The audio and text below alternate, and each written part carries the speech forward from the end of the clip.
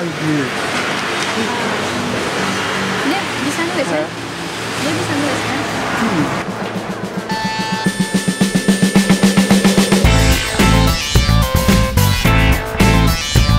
Sudarlun, sekilas tidak ada yang berbeda dengan sebuah usaha Dorsmers sekaligus bengkel di Jalan Profesor Ali Hasmi, Pangoraya, Ulikaring, Banda Aceh ini.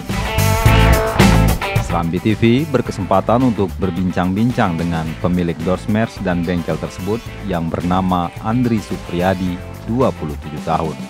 Ia adalah seorang penyandang disabilitas tunarungu, tamatan dari SMA LB YPAC 2 Santan, Aceh Besar. Dengan bahasa isyarat, Andri menuturkan usaha Dorsmers dan bengkel itu sudah dirintisnya selama 3 tahun. Berawal dari sang ayah yang menjual rumah dan tanah di Janto, Aceh Besar. Kemudian membelikannya tanah di Pangoraya untuk Andri buka usaha agar lebih mandiri. Belum. Doakan saja ya.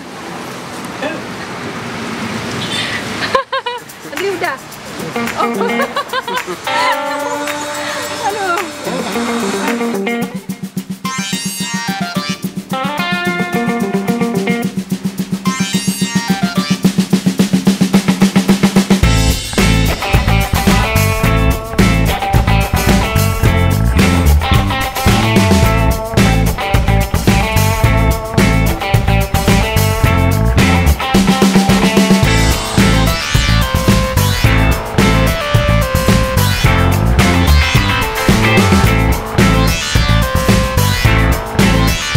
Dari Banda Aceh, Harim Hardika, Serambi TV.